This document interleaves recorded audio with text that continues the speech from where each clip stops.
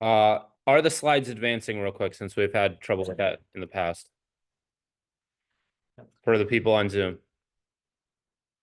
Do we have anybody on Zoom? Get there. Yes, absolutely. Okay, good. You see the one slide, the purpose of Daniel. Good. All right. So we'll go ahead and get started then. So we're looking at Daniel after our longer, we kind of had a little bit of a break there in the month of April, only meeting once. Now we'll take a look at the book of Daniel, kind of the last in this sequence of what we've been looking at from Isaiah, Jeremiah, Ezekiel, in these prophets who are looking at and around the period of the exile. And Daniel's a little bit different just because only 12 chapters in Daniel compared to what we've been looking at in Isaiah and Jeremiah and Ezekiel. Daniel is a much shorter book, and that's good for two reasons. First of all, hopefully it'll give many of you a chance to catch up. And second of all, even though it's so short, the content of Daniel is so monumentally important that it's worth having just one lecture dedicated to the entirety of it, even if, regrettably, we're going to be spending one lecture here in all of Daniel and then running through the minor prophets before we start looking at the New Testament. So when we're looking at Daniel overall, the author of Daniel is probably the prophet Daniel. There's nothing in the book that specifically says Daniel is penning this himself. It's entirely possible that we have a situation just like with Jeremiah, where you have the prophet giving account of these oracles, but perhaps somebody close by is doing the actual writing. Nevertheless, even though we don't have any statements of Daniel, am the one writing this book, we do have, as we'll mention in a moment, the second half of Daniel is really written in the first person. So it's as if Daniel himself is speaking. So if it wasn't Daniel who actually wrote the book of Daniel, it was someone very close to him. And where Isaiah was kind of looking at the period of the northern kingdom being pulled into exile, and Jeremiah was looking specifically at the story of the fall of Jerusalem. Ezekiel then was looking at the fall of Jerusalem from the perspective of somebody living further away in Mesopotamia. Daniel is going to give us the perspective and the story of God's people in the exile. So here is where we are actually going to see through the eyes of Daniel what things are going on now that God's people have gone out and are living in exile. And really the themes that Daniel is going to be focused on is first and foremost God's sovereignty over all of the nations. And when we're looking at all the nations, we can look specifically at God's victory and his sovereignty over those nations which had carried Judah into exile. Babylon had been used as the instrument of judgment against Judah.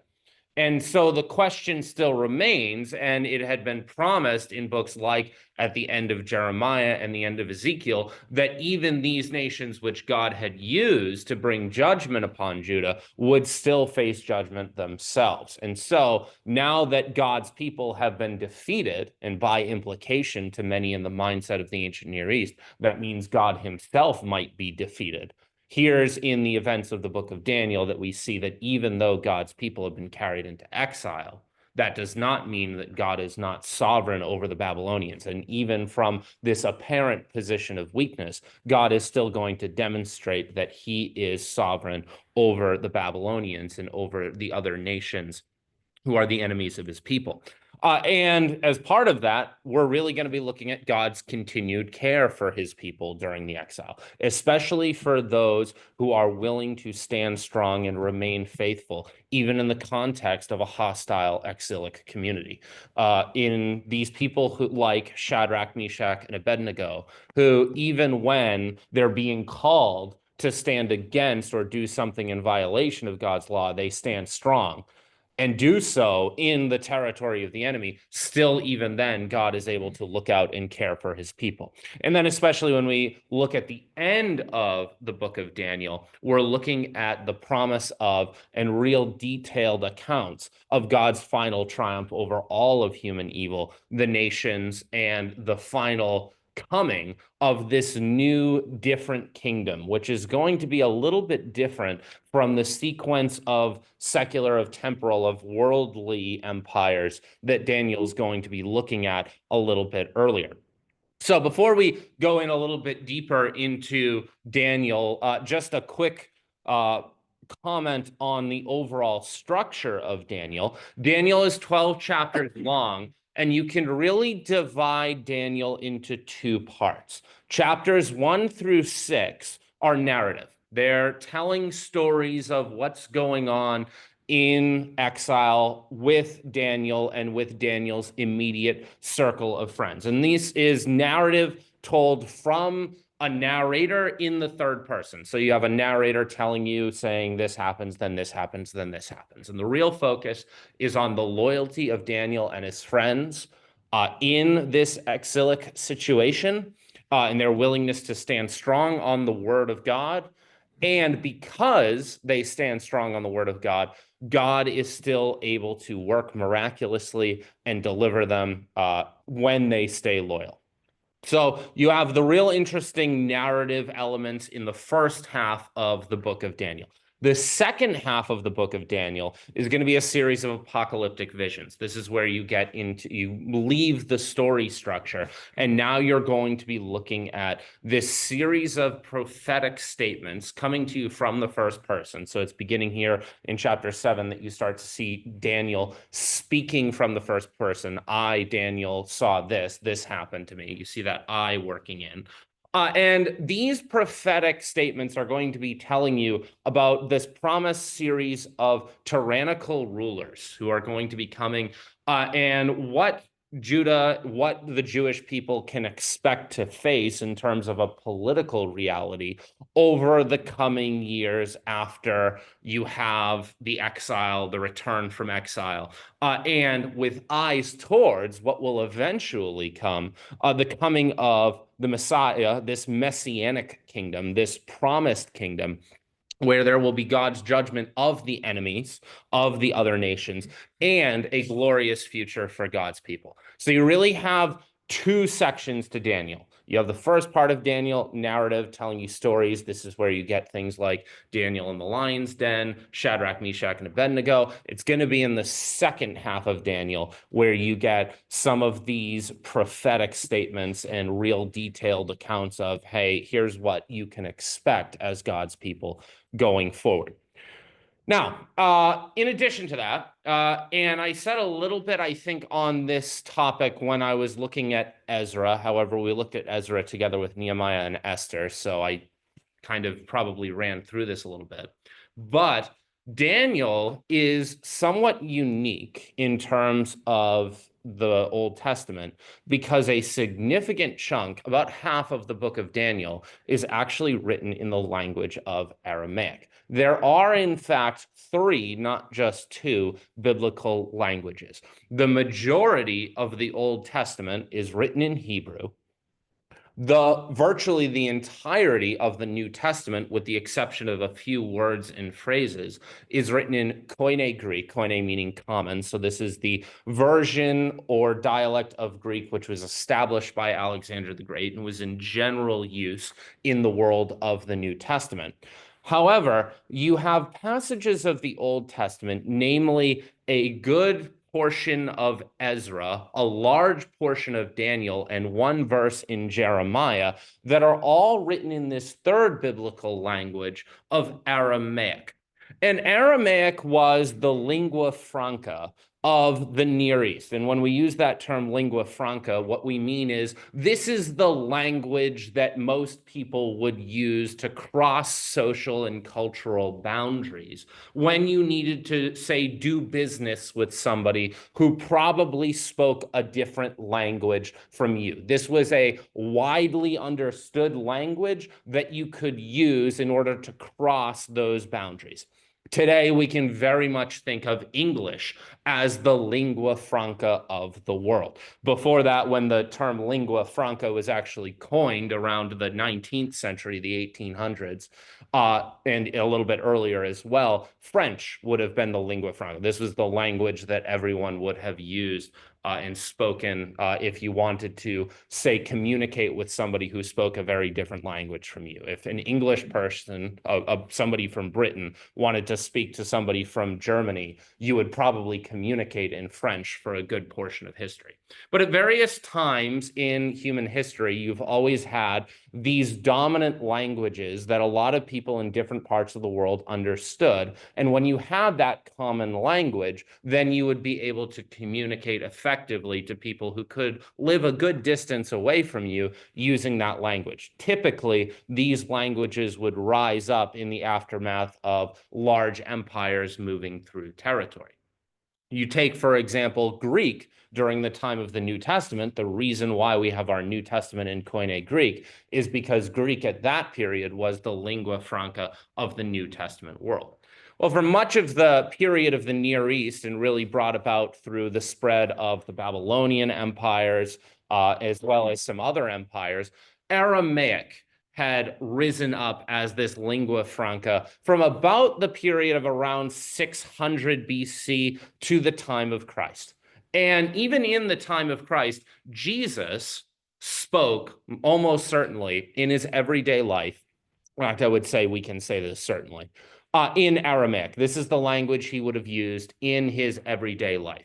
It is likely, we can say, probably with some certainty, that Jesus probably spoke or in some manner understood 3 different languages. He certainly knew Aramaic. He certainly knew Hebrew and probably used it, one, in synagogues, and potentially some people have argued when he was doing a lot of his teaching, perhaps he did it in Hebrew, in kind of this sacred religious language, kind of like how you can, for those who grew up Catholic, Latin would be the language of the church. Well, in many ways, the language of the synagogue may have been Hebrew, so it's possible that Jesus did a good portion of his teaching in Hebrew. He also may very well have understood a good portion of Greek as well, just because that was the lingua franca of the time period. However, Aramaic is always kind of going to be in the background of the Old Testament world. And I would really argue that going back really as far as Abraham, every single Old Testament character probably had some familiarity with the language of Aramaic. In fact, if you keep your eyes peeled in Deuteronomy 6:5, Moses is going to write, referring back to Abraham, that his father Abraham, was a wandering Aramaean.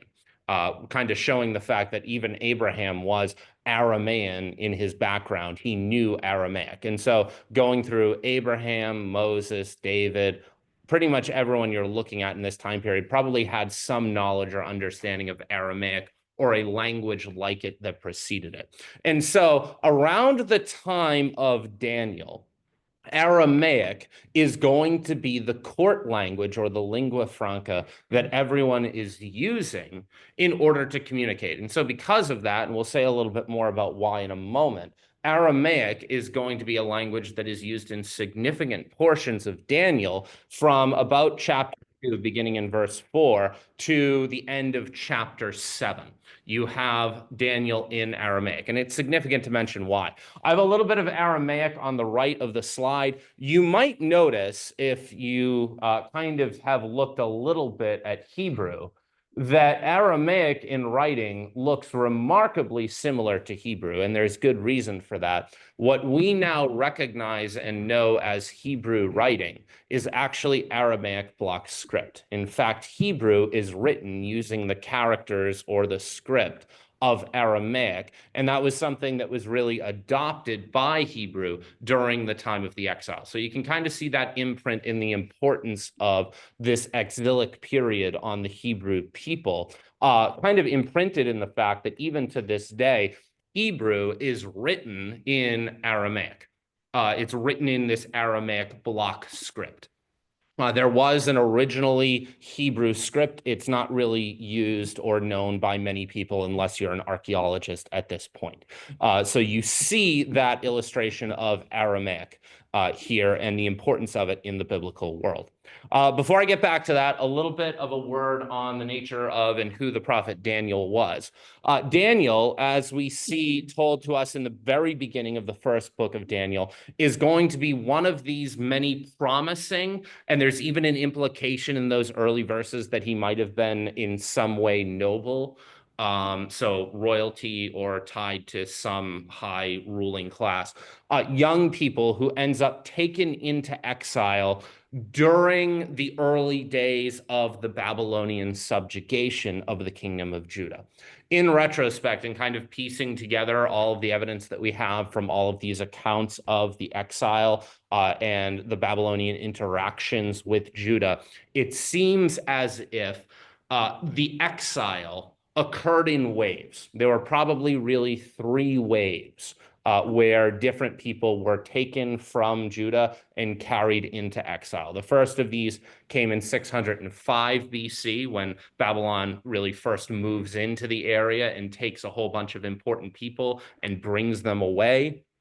Daniel is in this first wave of people who are taken into exile. So he's over living in the area of Babylon very early. There's going to be a later one after some more political strife in 598. That's the exile. That's the moment of exile or the wave of exile where Ezekiel ends up taken into exile. Finally, it's going to be the big destruction of Jerusalem and the final major exile in 586 with the destruction of Jerusalem, where you have a lot more Jewish people taken into exile. But Daniel is going to be one of those promising young men who's taken into exile, viewed by the Babylonians as somebody of some importance, somebody who, number one, they don't want back in Judah, potentially leading people and causing trouble. And second of all, somebody who might be a promising servant or administrator for the Babylonian people. And so he's somebody who shows promise. Let's keep him close to the heart of our empire. And so Daniel, when he's young, is going to be taken and moved into Babylon. Compared to some of the other prophets like Isaiah or Ezekiel, we don't know too much about the details of Daniel's life, I would say, outside of what we have in stories that are in the book of Daniel that you'll be looking at. So I don't have any dramatic stories to fill you in, like Isaiah having been cut in half while in a tree. We don't know too much about Daniel.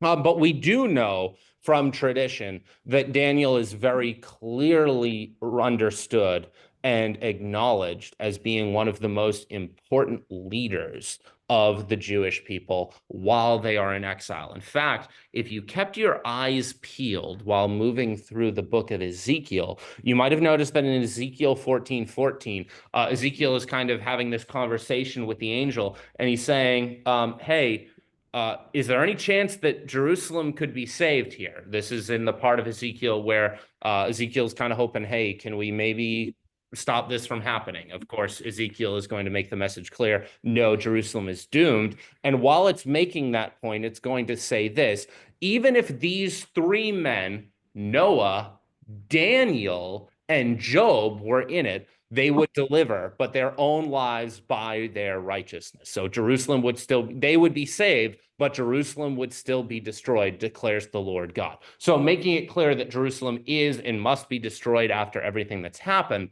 But also interesting for our purposes here to note, first of all, Ezekiel knew about Daniel and knew him well enough that there would be a reference to him made here by an angel.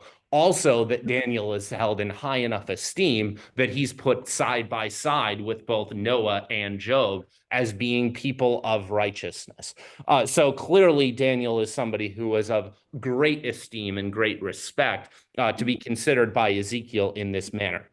Now, when we look at Daniel and you're reading through the events of Daniel, the big thing that Daniel has going for him is he has kind of this almost very unique ability to interpret dreams. And we could say a little bit more about that just in the way that, especially in the Babylonian courts, but in a lot of the courts of the ancient Near East, you would have kind of this role of the royal soothsayers or the royal interpreters. You'll see them come in during the book of Daniel. And it seems as if here Daniel is going to, from the perspective of and in the power of the true Lord God, come into this kind of tradition of dream interpretation and kind of take over. And it's almost something that's kind of prophet-like, but it's interesting that Daniel is never actually referred to or called a prophet in the book of Daniel. He almost kind of has his own twist on the profession in that he really is focused on, number one, this interpretation of dreams, and then also he's going to get a lot of information from a few angels as we look later in the book of Daniel. Now, especially when we look at the later life of Daniel, not too much is known about him. A lot of tradition says Daniel lived very late, lived to a very, very inordinately old age. Some people have noticed that in Ezra 8:2, when Ezra is leading his contingent of exiles back into Jerusalem and back into Judah, that in Ezra 8:2, there is a Daniel mentioned. However, one, that would make Daniel really old at that point, especially to travel that distance. Number two, it isn't really a Daniel who's held up with as much esteem as we would expect for this to be our Daniel that we're looking at here. So I suspect in Ezra 8:2, that's a different Daniel. Nevertheless, this is a little bit of background on Daniel, and I'll leave this here for a moment just to highlight a little bit of the timeline that we're looking at here. As I mentioned, Daniel originally taken into exile in 605, and really his prophetic activity going on here for a period of a little over 70, about 70 years here. And so you have all of these things going on, and Daniel is going to be doing his work far away from Judah during the and in the empires of, first of all, the Babylonians, and then in the second half under the Persian Empire, while this exile is going on. So I'll leave that there. If you want to come back to this for your reference as you're moving through, you can get some sense of where you are in the timeline of what's going on. Notice 586 is a date, 586, 587 is a date I've held up to some importance so far in the class, because that's when Jerusalem is actually destroyed. The actual destruction of Jerusalem looms large in the background of the book of Daniel, but it's not going to be a major event in the book of Daniel. So it's not even referenced here on this timeline. However, now back to the Aramaic portions of Daniel. I mentioned that a good portion of Daniel is written in Aramaic. The bulk of Daniel's narrative portion is written in Aramaic, because remember, the Aramaic portions of Daniel go from 1 to 6. The Aramaic picks up, and I suspect many of you will have footnotes in your Bible when you get there, in chapter 2, verse 4. It's actually even in the text. It says, they said in Aramaic, kind of signaling the transition of the text from Hebrew into Aramaic for a good portion of time. Really, the only thing, you have some background in Hebrew in Daniel 1, and you have the interesting narrative moment when Daniel and his friends, in order to remain obedient to the dietary requirements of the law, are going to go vegetarian for a time. Not that that is a command in any way for us to go vegetarian, but a sign of to what lengths and even personal suffering and potentially dietary suffering, because it would be very difficult to go vegetarian in a society like that, where you didn't have access necessarily to a lot of sources of protein that a lot of people who hold vegetarian diets today have. And so the fact that Daniel and his friends are able to go to this length to keep up their obedience to the law is significant, and kind of sets the tone for their loyal obedience, as well as God taking care of them later on. But then you get to chapter 2, and that's when the narrative switches to Aramaic.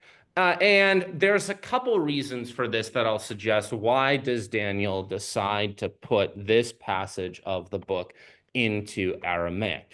And the first thing I'll suggest to you is because it really ends up giving this alien and hostile tone. If you were to read in the original language, and if you were somebody who is Hebrew and you're reading through this holy text from Daniel, well, now all of a sudden, what you were very used to reading in good Hebrew, kind of your sacred holy language, the thing that you are, the language you are used to worshiping God in. Well, now you're reading in this vulgar, hostile, somewhat foreign Aramaic language.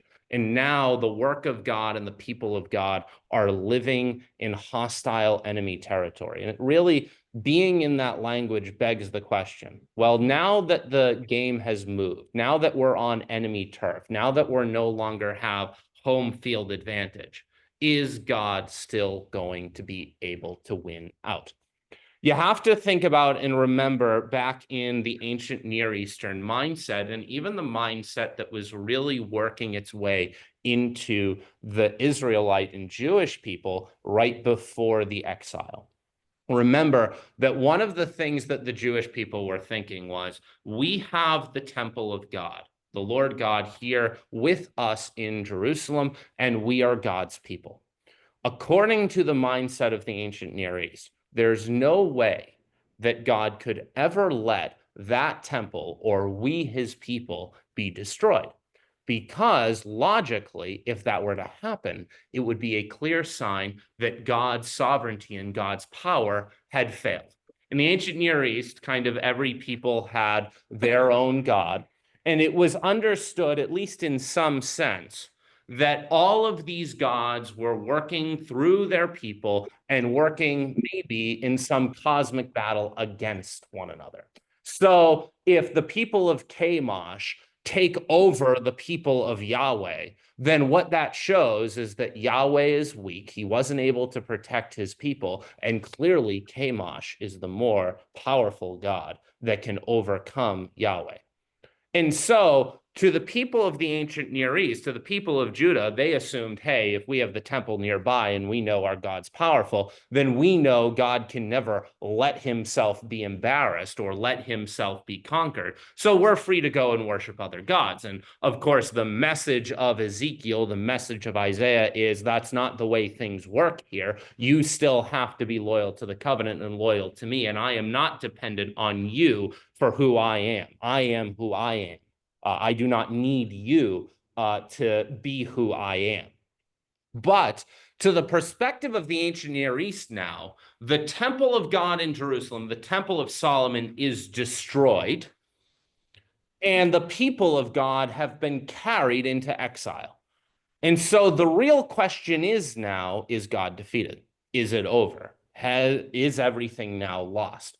And so now the story that had been very comfortably told in this point in good Hebrew to the people of Israel, now we're hearing the story told to us in foreign, hostile Aramaic, the language of the Babylonian people. And the question is God still sovereign? Is he still going to be able to win out in the end? Is he going to be able to rescue his people, even work here in hostile territory? Is the God who is God of the mountains, the God of Israel, is he also God sovereign over the Babylonians? Of course, the answer is yes. And the Aramaic passages of Daniel are written in something which I've brought up a few times. It's this chiastic structure, this idea where you have A, B, C, C, B, A, kind of these parallels back and forth. And so you might notice this as you go through the stories. We open up with Daniel 2:4 through 49 with the story of Daniel interpreting Nebuchadnezzar's dream. Nebuchadnezzar has this dream that's kind of troubling him, and he wants it interpreted. And so, of course, as I mentioned, Nebuchadnezzar has all of these soothsayers and all of these divine wise men who can come in once he's had a dream and tell him, hey, what's it about? The difference is in this story, and it's a funny way to open it up, and it's a clear sign to show who Daniel is and how he's empowered by God. Nebuchadnezzar has this idea. He has this idea in the back of his head. He's a little worried. Wait a minute, maybe I'm just paying these wise men and maybe they're scamming me. So he says, all right, If you guys are actually clued in by the gods, if you really know what's going on, if you're really prophetic in nature, you should be able to give me the interpretation of the dream, but you should have it revealed to you what the dream is in the first place, because I shouldn't have to tell you the dream. Then you could just make something up. So if I want to know that you're actually powerful, that you're actually good at what you do, tell me what the dream was and I won't tell you. And of course, at that moment, the wise men are kind of in a panic because how am I going to guess what the king's dream was? That's an impossible task. And then this Daniel comes in and he does it exactly. And that's what gives Daniel this prominent position in the court. And it's a sign that Daniel is being taken care of, that he's being positioned by God for the right circumstances, and that the wisdom of God is triumphing over this false wisdom of the Babylonian wise men. That we'll say a little bit more about what the dream is later on, but notice that's going to parallel with what we finish up in Daniel 7. But it's next after this that we get the story of Shadrach, Meshach, and Abednego in the fiery furnace, where they are unwilling to bow down in front of the statue. And as a result, they get thrown in the fiery furnace. But then one appears who is like a son of the gods. Kind of interesting to think maybe that's an angel. Maybe that's Christ. That you can decide on your interpretation there. But regardless, you have this clear illustration of God's people decide, even at risk of their own life, to above everything be loyal to the law and to be loyal to God himself, even in the context of this hostile exilic situation. And because of it, God sees them through it and makes sure that they survive a situation that otherwise should have been immediately deadly to them. In this case, being tossed into a fiery furnace. And that's going to parallel what we see later on in Daniel 6 with the also very famous story of Daniel, because he ends up through bureaucratic trickery falling prey to breaking the law while he's trying to obey his own duty to pray. He ends up getting tossed into the lion's den. And also because he ends up in this situation, because he is loyal to the law and because he's loyal to God, God sees him through this situation that should have led to him instantly being consumed by lions. But the center of the Aramaic portions of Daniel are these two clear events where we see clearly demonstrated that God is the one who is victorious. Even if the temple is destroyed, even if God's people have been taken into exile, still God is sovereign over the nations. He is sovereign over the king and the kings of Babylon. The first, with this humiliation of Nebuchadnezzar, where Nebuchadnezzar ends up being struck by madness and basically goes feral for a little while. And ultimately, as a result of this, comes to recognize and bow down and worship God, the Lord God, Yahweh. And that's significant because Nebuchadnezzar is the one who destroyed the temple, who carried God's people into exile. And now, even in spite of that happening, Nebuchadnezzar is the one who is here, bowed down and worshiping and acknowledging God as the one true God, the one who is sovereign. God has humiliated even Nebuchadnezzar, the one who destroyed his temple, and he's even done it in Nebuchadnezzar's own home turf. And that is immediately followed later by another king, Belshazzar, who is in this kind of scandalous feast. There's really something else going on being heavily implied, and I won't spend too long here because I did give a sermon on it not too long ago. But in this context where he's really profaning in this feast the very vessels of the temple in a clear sign that the Babylonians have triumphed over and destroyed the temple of God.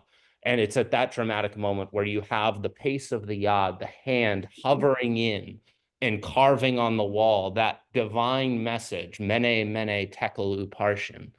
And Daniel, of course, the one who can interpret things, comes in and tells him what this means, and that what it indicates is the imminent destruction of the Babylonian Empire and the rise of the Persians, in a clear sign that, yes, you might think that you've triumphed over God by taking out these vessels of the temple and using them for not very clean purposes.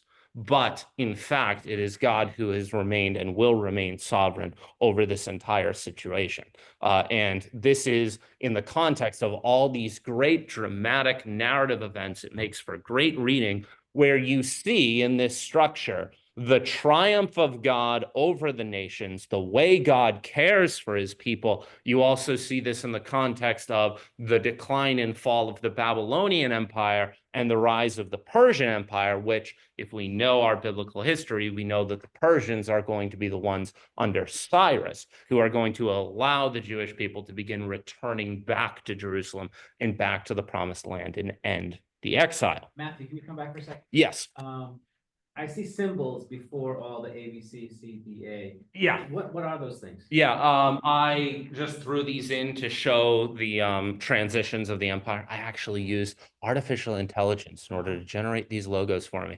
But they're in red, kind of the lion with the wings, actually alluding to the language illustrations we'll be looking at in Daniel. That'll show the Babylonian Empire. So during those first three events, A, B, and C, you have the Babylonians in charge. They're the Babylonian Empire.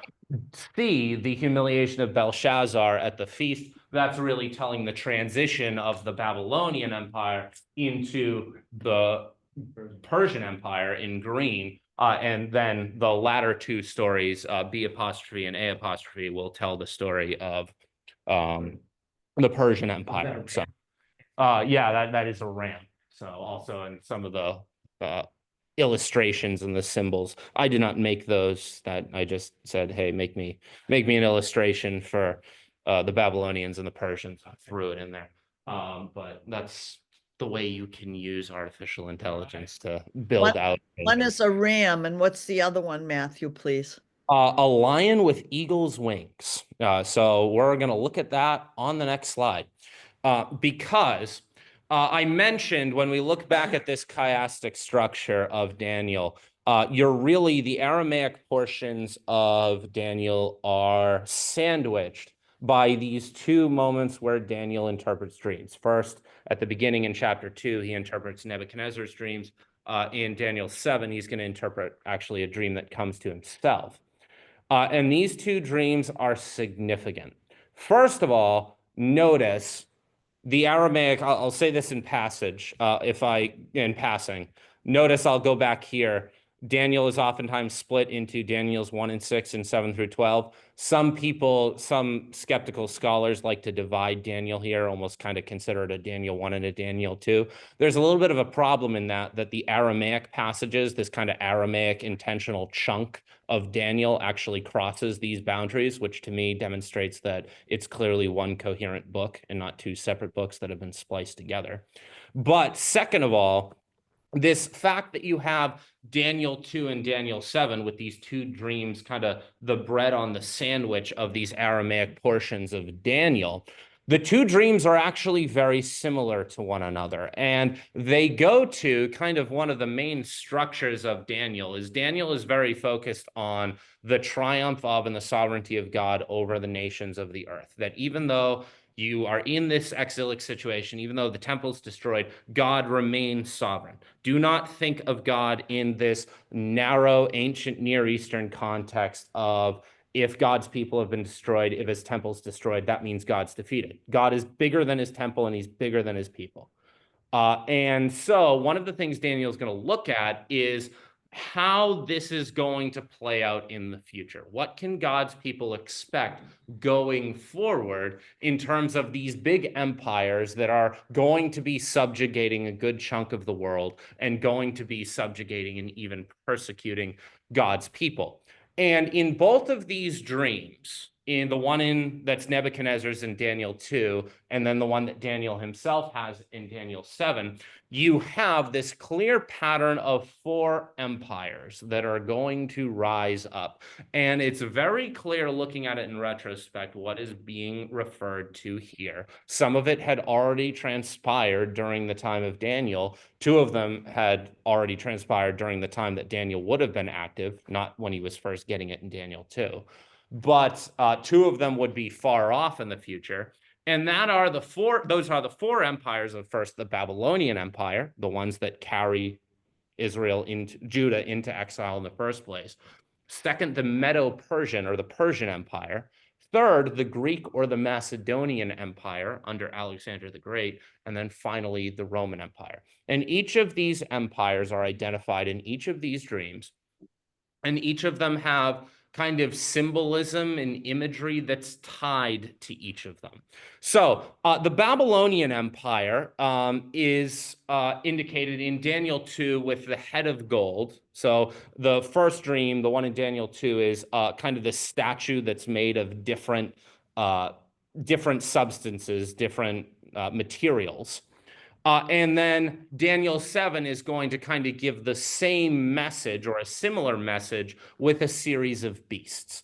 So first, looking at these in order, the Babylonian Empire in Daniel 2 is going to be symbolized by this head of gold, this very powerful, wealthy, well-structured statue, and then this lion with eagle's wings, kind of this ability, kind of this very strong empire. And the Babylonians are going to be identified in this way. They're from around 605. Remember when Daniel first gets carried into exile, to 539, which in 539, that's going to be after Belshazzar's feast, when the Medo-Persian Empire rises up. And so in the Daniel 2 vision of Nebuchadnezzar, this is the chest and arms of silver. It's interesting to note that from Daniel's perspective of here, there's a little bit of a step down to the Persian Empire.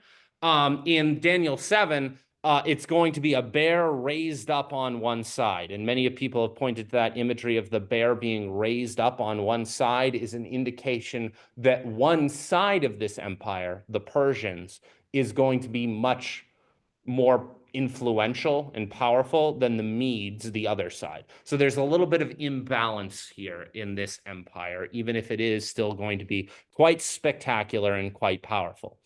Well, then Daniel is going to tell us about these other empires that are coming later on. Next, the empires of the Greeks or the Macedonians. And this is going to be the empires and the conquests of Alexander the Great, which take place around 168 BC, which take place at around 331 BC, where they'll take over for the Persians. And in Daniel 2, this is the belly of the statue and the thighs of bronze. So we're going down a little bit in terms of how spectacular it is. And then the beast version is going to be a leopard with 4 wings and 4 heads. And the wings are significant, first of all, because they allude to the fact that Alexander is going to be sweeping through very quickly, because Alexander basically conquers his entire empire within the span of only his short lifespan. Also, the fact that you have 4 heads is an indication that there's a good deal of disunity in this empire. And that's going to play out once Alexander dies, his empire is going to end up carved up and divided between his generals. And there's really, usually, if you look at it largely in history, like 4 major empires, smaller empires that rise up in the aftermath. Then the Roman Empire is going to rise up after that. And the Roman Empire in Daniel 2 has this legs of iron, feet of iron and clay. And so you see now you're onto a very weak and brittle building material. And I don't think in the context of the Daniel 2 dream, this is meant necessarily just to say this is a weaker or a smaller empire. But I do think it's meant to indicate that this empire, compared to the other ones, is going to be much more brittle and have a lot more infighting going on with it. And I think that makes sense. That bears out historically if we look at the history of the Roman Republic, especially, and the number of civil wars and the amount of infighting, and the way that compared to the much more centralized and really there's one clear ruler that you had in the Babylonian Empire, all of these empires later on are going to be much less unified. And then Daniel 7, you have this terrifying beast with iron teeth and 10 horns. Kind of again showing that this Roman Empire is maybe going to be something a little bit different, something that is a little bit less unified, but still quite menacing. But you can spend a lot of time digging into, number one, the symbols and the numbers, especially as you're going through Daniel. But what you have here in these four empires is, number one, a shockingly accurate prediction of what's going on and what God's people can expect going forward in history. And also, all of this culminating with and kind of telling the answers to history of what's going to happen between where Daniel's story is beginning with the Babylonians and what eventually is going to come with the arrival of Christ and his kingdom after the Roman Empire. So this understanding of these four empires and the larger scope and scale of history from Daniel's prophecies here is important for understanding a lot of what Daniel is saying and what he's showing here, especially in the latter half of Daniel, as you're going to get into that material from Daniel 7 to Daniel 12 with a lot of these apocalyptic visions. And as I go through, and I'm just going to highlight some of what we see in these latter apocalyptic visions of Daniel, some things to recognize from the New Testament when you get into the New Testament and you're looking at Daniel. First of all, there's an interesting character from the birth narratives, the infancy narratives of Jesus in the Gospels that we first meet here in the book of Daniel, and that is the angel Gabriel. Gabriel is first going to appear here in the book of Daniel, and Gabriel really is going to be the one who's the guide or the messenger as Daniel is receiving a lot of this information and seeing a lot of these visions of God's people and even of heaven as he's walking through. And Daniel's the one who's going to announce and explain, here's what you're looking at, Daniel. Here's what it means. Here's what God's saying in reaction to your prayer. Gabriel is very clearly playing this messenger role. But Gabriel's messages are also very focused on this latter age and these end times kinds of scenarios that Daniel is finding out much more about.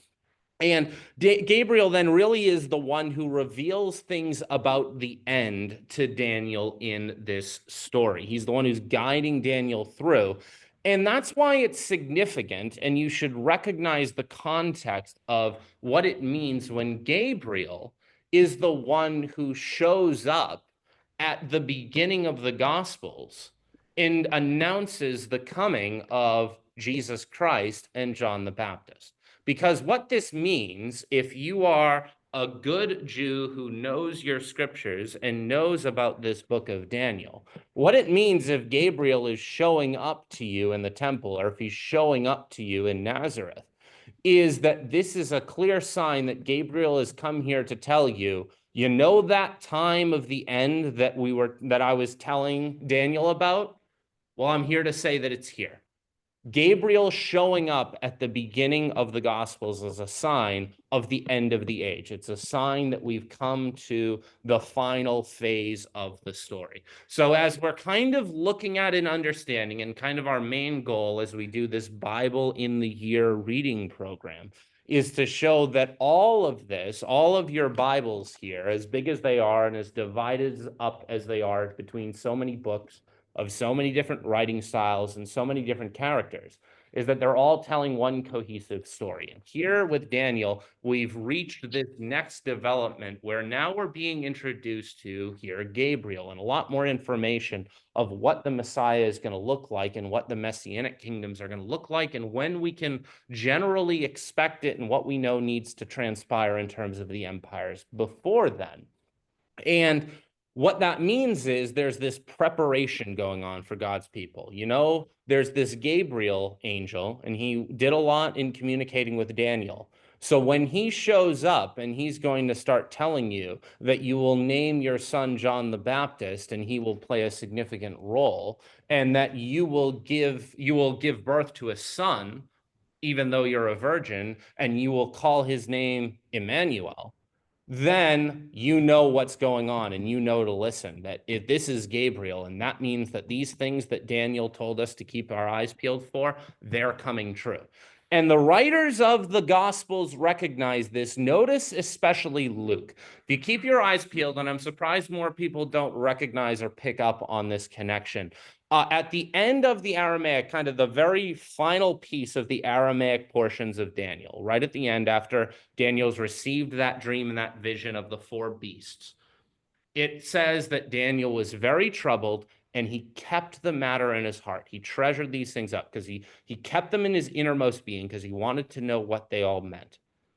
Notice there's that clear indication of the fulfillment in the birth story of Luke. Luke knows what he's doing. He's brought up, he knows that Gabriel's here, and he says, it's time to clearly show you that this is the fulfillment of what's going on with Daniel. And that's why Luke uses the same language to talk about what Mary's thinking, what Mary's doing, when he says that Mary treasured up all these things, pondering them in her heart.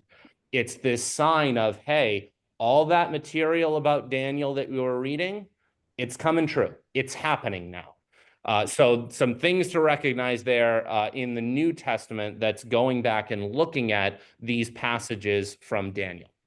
Now, I have a question. yeah, Nancy. Can you go back to the other slide? Yep, absolutely. Did you say that Daniel did you say that the matters that Daniel kept in his heart were troubles? So, I mean, what it means by trouble. So the language there used, if I had a little bit more light, I could read the actual passage in Daniel. In fact, I'll do my best to do it here, reading from the light of the computer monitor. But when we look at Daniel 7:28, the passage ends here. Here is the end of the matter. As for me, Daniel, my thoughts greatly alarmed me, and my color changed, but I kept the matter in my heart. And so the reason why things are really alarming him is because you got to remember Daniel just had what basically amounts to a nightmare where these four terrifying, horrible beasts all showed up. And so you would expect him to be a little bit alarmed and a little bit terrified, but he still keeps those matters in his heart. And of course, that fits perfectly well with what we can see with the appearance of the angels in the Gospels, because anytime an angel appears, including Gabriel, to somebody like Mary, the immediate reaction is one of terror and fear. And so you have that, there's something there of alarm that So Mary... you're saying that Mary had a similar experience of... Maybe not in terms, we know that when Gabriel appears, it's a don't be afraid kind of reaction. So I don't want to draw the parallel too close in the terms of Mary was terrified after everything that happened. I think that might be reading too far into the text. Nevertheless, my point is the fact that Luke, and I'm sure Luke is recounting this from what he's hearing from Mary, because Luke, one of the things we'll talk about when we look at the Gospel of Luke is very careful to research his sources very well, very accurately, because he knows it's going to be important for some of his audience. But Luke is, when he communicates and he uses that language of treasuring or storing up these things or keeping the things and pondering them or keeping them in your heart, he's making a clear allusion here back to Daniel. This is Daniel language that's being used in the New Testament, as it so often is. Especially, we could mention when you get to Revelation, Daniel's fingerprints are going to be all over that book as well, just like Ezekiel's fingerprints are all over the book of Revelation. But just if that clarifies matters a little bit more. It does. Thank All you. right, good. So, with the theological centerpiece of the book, one of the big, even though it's going to be very easy when you're reading Daniel to kind of be engrossed and really enjoying the narrative portions of Daniel in the beginning. And then when you get to the apocalyptic stuff, you might start to zone out a little bit, so be warned. But one thing to keep your eyes peeled for, Daniel chapter 9 is going to be one of the big theological centerpieces of the book, because this is where Daniel kind of goes in prayer and prays for and intercedes for wanting to see the return of Israel. And you see the acknowledgement, a real deep acknowledgement of the fact that Israel and Judah had sinned, and that was what led to the exile. And what Daniel does is he pleads for an mercy from God and an end to the desolations of Jerusalem. Let us return back to the land. Let that ending come. And one of the big verses and lines to keep in mind, for we do not present our pleas before you because of our righteousness, but because of your great mercy. And so you see some of these theological developments here where Daniel's recognizing it's not his own righteousness.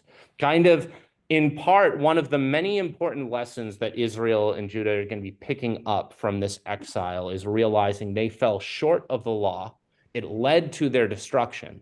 And so they cannot be dependent on the law for their salvation. They need to be dependent on the mercy and grace of God. One of the most important lessons that the Jewish people should be learning from the exile, and many of them do. Of course, it's going to be a lesson that is going to be really driven home with the arrival of Christ. And the response to the prayer is actually given directly by the angel Gabriel. And the response is, message is heard. And you also have something that I'm not going to explain in too much detail because it's controversial and there's a lot of different ways of looking at this. So I'm not going to give you necessarily the answers other than just cluing you into the fact that this is important. But Gabriel responds with one of these really interesting moments in the book of Daniel called this prophecy of 70 weeks, where there's clearly some time frame established between when certain events are going to happen and you're going to see the fulfillment of the promises of the restoration of Israel. One of the things that people have noticed is there's the language used essentially 70 weeks. And some people have pointed to that math and they've said, if we interpret weeks, kind of 7, or if we understand weeks to mean 7, and then we understand that to basically be weeks of years, that is 7 years each, and we go 7 times 70, well, then you're ending up with 490. And that number 490 is remarkably close to the number of years that pass between when Israel starts really going in earnest back to Jerusalem and back to the law around Ezra's time and the actual arrival of and the beginning of Christ's ministry. So it's perhaps there you're actually getting a pretty on-the-nose prediction communicated from Gabriel through Daniel of exactly how long it's going to be between the return from the exile and the arrival of the Messiah, the arrival of Christ. Some people have noted that mathematics there. Now, is that misusing the text? You can decide. Another important piece of information we get revealed to us from the book of Daniel is the archangel Michael. Just as we get introduced here to the angel Gabriel, we're also introduced for the first time to the archangel Michael here. So another angel in the book of Daniel. And Michael and Daniel is kind of interesting because there's these verses like Daniel 10:13, Daniel 10:21, and Daniel 12:1, where Michael in the book kind of seems to be playing this role of the guardian of the Jewish people, and as this kind of guardian who looks out for and even fights on the behalf of God's people during times of great trouble. In fact, in 10:13, it's illustrated that kind of Michael, as this guardian and this champion of the Jewish people, is going to battle with this other figure, seemingly of spiritual identity, the Prince of Persia. And a lot of people have looked at this and said what seems to be being indicated here in Daniel is that just as we have this political strife going on in the world, in the kind of the material world here, there is another spiritual battle being really waged and clearly communicated here in Daniel between spiritual forces, as we see here between, say, Michael, the champion of the Jewish people, and this identity of this Prince of Persia character. And so you look at this and you say, well, there's a real acknowledgement here with Michael of this spiritual battle and war that's being waged that echoes what's going on with the material world that's going on between all the wars of the empires that Daniel is really looking at here very closely towards the end of the book of Daniel. And of course, Michael is going to be important because we look at what's going on with Jude and in Revelation, where Michael is also going to be referenced in the New Testament, and where he's going to be doing battle with Satan, and where we will see him playing this very similar role, clearly acknowledging some of this activity of spiritual warfare and the importance of this identity of the archangel Michael that's first identified here in the book of Daniel. Now, two more things I want to look at. I know I'm going a little bit longer today, but in order to see what's going on here in the final portions of Daniel, especially beginning in Daniel 11, you can see as you're reading through, for a little bit of historical background, many people have noted that the events of Daniel 11 correlate remarkably well with the events of the Maccabean revolt against the tyrannical rule of a king called Antiochus IV, sometimes used also Antiochus IV Epiphanes, because he was somebody who identified himself as a king, as being divine. And he's described really in detail in specifically Daniel 11, 21 through 32. If I jump back to our four empires, remember I mentioned that in the aftermath of Alexander the Great and his Greek/Macedonian empire, his empire, after he dies young, ends up divided between his generals. Well, in one of those smaller kingdoms, you end up with the rise of this king, Antiochus IV. And as he kind of raises himself up as, and even profanes and desecrates the temple of God, performing bad sacrifices there, building up a statue of Zeus, he really is in many ways this first kind of antichrist character that we see in a lot of the apocalyptic literature of Scripture.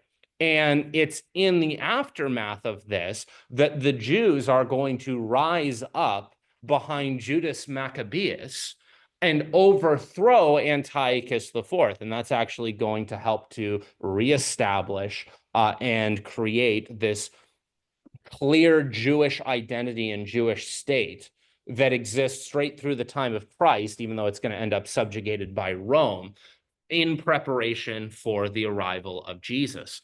And many people have noted and looked at, if you compare the historical accounts of Daniel 11 with what's going on and what we know about the Maccabean revolt, it's pretty one for one. And that can be difficult for us because, as Protestants, especially because we don't have apocryphal books, including First and Second Maccabees, where a lot of this information is related. A lot of times we can take the Maccabean revolt for granted, or we don't know that much about it. And that is maybe a little bit to our detriment, because I would say the Maccabean revolt is a monumentally important event for establishing the immediate world and context that Jesus is going to enter onto and enter the scene into, for when Jesus decides now is the time for the Messiah to arrive. Also, you should note the events of the Maccabean revolt, some of you may be aware, are celebrated today with the Jewish festival of Hanukkah, the one which competes in the calendar very often with Christmas. Well, don't overlook the fact that Jesus, it is clearly communicated in the Gospel of John 10:22, celebrates the Feast of the Dedication, celebrates the events of Hanukkah. So with that, I think we need to recognize that and note, hey, Jesus kind of puts his stamp of approval by celebrating the reality of the fact that this Maccabean revolt was important and is something worthy of celebration and even worship of God, his Father, as a result of what was done. So even though it takes place in the kind of awkward intertestamental period where we don't have anything in our Bible, because we don't have any of the apocryphal books, telling us about what's going on in it, the Maccabean revolt is still very important for the world. And you can see that you have it in this form in the book of Daniel. In fact, the actual alignment between what's being said in Daniel 11 and the Maccabean revolt is so almost one for one that this, together with the prophetic descriptions of the four empires, as well as kind of the tone and the emphasis of the book of Daniel, leads a lot of critical scholars to say there's no way any prophet could possibly be this accurate. Clearly, the book of Daniel is a forgery that's coming to us much later after these events of the Maccabean revolt had already occurred, because there's no way that this could line up as well as it does. And yet you still have these prophecies here in the book of Daniel. And Daniel, in that context, with what is said, if you want to hold up the interpretation of the 70 weeks, along with the way that the events of the Maccabean revolt are followed immediately in Daniel 12 by saying basically it's after these things happen that then you're going to have the arrival of this new and messianic kingdom that will bring about the glory of God's people.